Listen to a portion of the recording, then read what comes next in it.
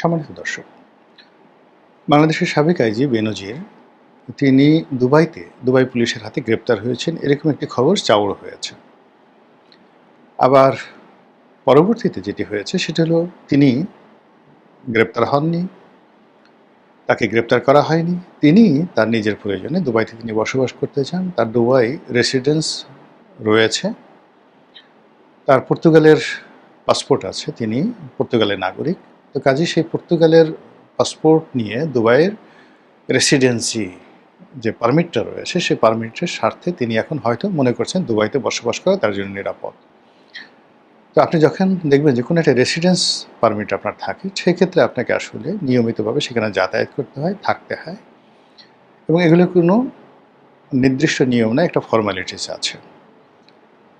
বেনজির সাহেবের যারা ভক্ত তারা বলার চেষ্টা করছেন যে তিনি সেই ফর্মালিটিসগুলো করার জন্য মূলত সেখানে এসছেন, সেই ফর্মালিটিস হয়ে গেছে, এখন তিনি ঘুরে বেড়াচ্ছেন দুবাইতে। প্রকৃত ঘটনা কি আমরা জানি না। দুবাই খুব একটা রেস্ট্রিক্টেড কান্ট্রি। সেখানে সব খবর বাংলাদেশের মতো এভাবে মিডিয়াতে আসে না। আমরা যেভাবে বাংলাদেশে বসে ইউটিউবিং করি, দুবাইতে বসে আসলে ওরকম ইউটিউবিং করাও সম্ভব নয়। সেখানে আপনি যত ইচ্ছা খান, দান, মৌজ করেন, মাস্তি করেন, চোরাকারবারি করেন, টাকা নেন, পাচার করেন, সেক্স করেন, ডিস্কোতে যান, যা ইচ্ছা তাই করেন, হোয়াট এভার, আপনি কিডনির ব্যবসা করেন, এনি অপরাধ, ওখানে বসে আপনি সারা দুনিয়ার সন্ত্রাসের গডফাদার হন, কর্তৃপক্ষের সাথে যোগাযোগ রেখে আপনার কোনো সমস্যা নেই। কিন্তু গণতন্ত্র চর্চা করতে পারবেন না। আপনি ওখানে যে একটা সিস্টেম রয়েছে সেই সিস্টেমের বাইরে আপনি কিছুই করতে পারবেন না। তো সেই দিক থেকে বিশ্বের যত দুষ্ট লোক আছে, যত ইনোভেটিভ লোক আছে, যত বিলাসী লোক আছে, যত পারভার্টেড লোক রয়েছে, সব মানুষের একটা মিলন মেলা হলো দুবাই, এবং এটিকে ইতিমধ্যেই বলা হয় যে এটা হলো পৃথিবীর সর্বকালের নিকৃষ্টতম পাপের শহর। এই শহরে হয় না এমন কোনো পাপ নেই। আমাদের বাংলাদেশে অনেকগুলো নায়িকা আছে যারা দেহ ব্যবসা করার জন্য, অনেকগুলো গায়িকা আছে অপকর্ম করার জন্য দুবাইতে যায়, এবং তারা সেখানে গিয়ে হুক্কা খায়, সেখানে গিয়ে আরও কী কী কাজ করে, 1 কোটি টাকার শপিং করে, নানা রকম কথাবার্তা বলে চলে আসে। আমরা এই জিনিসগুলো দেখি। ইট মিনস যে ইটস এ সেক্স সিটি। আপনার একটা বিখ্যাত হলিউডের মুভি আছে, মানে সেক্স ইন দ্য সিটি, এরকম একটা কী ধরনের একটা মুভি আছে। এরকম it's a sex city, it's a casino city, it's a gold city. এখানে একটা বাজারই আছে, গোল্ড সুক বলা হয়। তো এটা চোরাকারবারিদের স্বর্গরাজ্য, এটা ট্রান্সশিপমেন্টের স্বর্গরাজ্য, এটা মানে বাংলাদেশ বলেন পৃথিবীর সব দেশের যত অর্থবিত্ত যারা লুপাট করে তাদের সবারই একটা ঘাঁটি আছে দুবাইতে। ফলে সেই দুবাইতে আসলে ডক্টর বেনজিরের সঙ্গে বা আইজি বেনজিরের সঙ্গে আসলে কি হয়েছে, তিনি কি অবস্থায় আছেন, কেমন আছেন, আমরা কিচ্ছু জানি না। কিন্তু আমরা যার যার অবস্থার মতো, যারা বেনজির সাহেবকে পছন্দ করছি তারা বেনজিরের পক্ষে বলছি, যারা বেনজিরকে পছন্দ করছি না তারা নানা রকম কথা বেনজিরের বিপক্ষে বলছি। কিন্তু ইতিমধ্যে যে ঘটনাগুলো ঘটে গেছে সেটা হলো বাংলাদেশে নিদারুণ নেতিবাচক প্রতিক্রিয়া দেখা দিয়েছে বেনজিরকে নিয়ে। এর কারণ হলো Benazir is a well connected man. বর্তমান পুলিশ বাহিনীতে, সেনাবাহিনীতে তার ব্যক্তিগত কানেকশনের যে লেভেল কোন পর্যায়ে আছে, এটা আমি শুধু এতটুকুই বলতে পারি, পুলিশের এবং সেনাবাহিনীর সাবেক এবং বর্তমান জীবিত এমন কোনো কর্মকর্তা নেই যাদের সঙ্গে আপনি বেনজিরের তুলনা করতে পারবেন। তার সঙ্গে ব্যবসায়ীদের সম্পর্ক আছে, তার সঙ্গে চোরাকারবারিদের সম্পর্ক রয়েছে, তার সঙ্গে আন্ডারওয়ার্ল্ডের ডনদের সম্পর্ক রয়েছে, এমনকি ইসলামিস্ট গ্রুপ যারা আছেন তাদের সম্পর্ক আছে, তার সঙ্গে রাজনীতিবিদ যারা আছেন মোরালের সবারই সম্পর্ক আছে।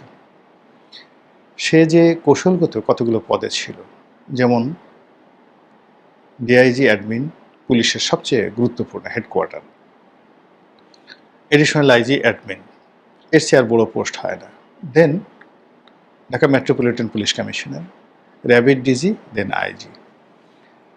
বাংলাদেশের প্রেক্ষাপটে 18 কোটি মানুষের মধ্যে যদি সৌভাগ্যবান কোনো মানুষকে বলা হয় যে সরকারি পদ পদবিতে বলতে গেলে তার আলাদিনের চেরাগ বা তার হাতে সোনার পাথর বাটি ইত্যাদি কোনো কথাবার্তা যদি আপনি বলতে চান, সেটা ডক্টর বেনজির 2009 থেকে একেবারে তার রিটায়ার্ড করার দিন পর্যন্ত তিনি পেয়ে গেছেন।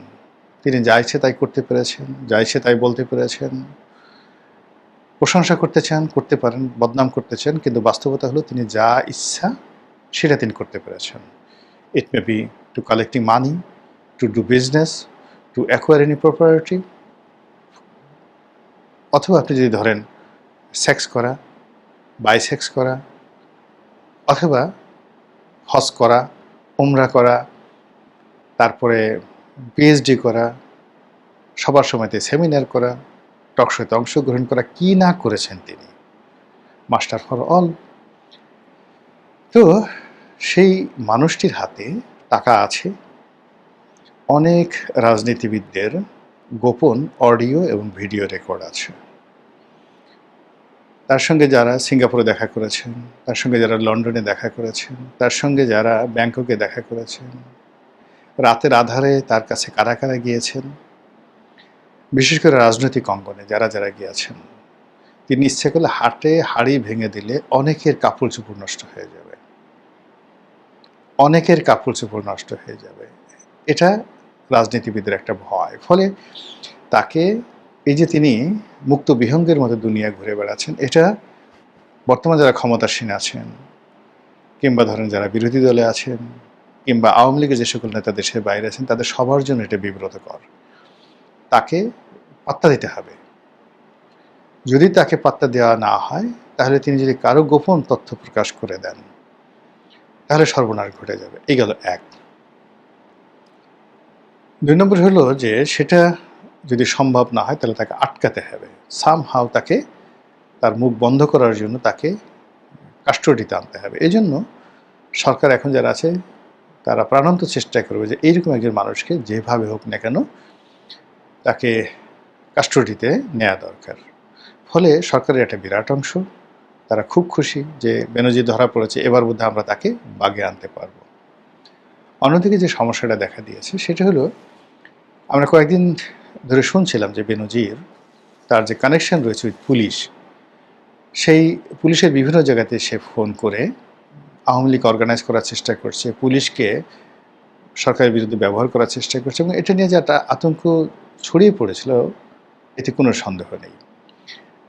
এখন বেনজির সাহেব যদি বাংলাদেশে আসেন, তাকে যদি প্রেশার ক্রিয়েট করা হয়, তাকে যদি জিজ্ঞাসাবাদ করা হয়, এবং তিনি যদি বলেন যে অমুক অমুক পুলিশের সাথে আমার যোগাযোগ ছিল, ফলে পুরো পুলিশ বাহিনীতে তাকে নিয়ে কিন্তু একটা অশান্তি চলছে, এবং পুরো পুলিশ বাহিনীতে অস্থিরতা চলবে। এটা একটা স্বাভাবিক বিষয়। This is one. Second thing হলো যে তিনি আসলেই সেখানে গ্রেপ্তার হয়েছেন কি না, বা হলে তাকে সেখানে আটকিয়ে রাখা যাবে কিনা, অথবা তিনি আবার অবাধে নির্বিবাদে তৃতীয় দেশে যেতে পারবেন কিনা।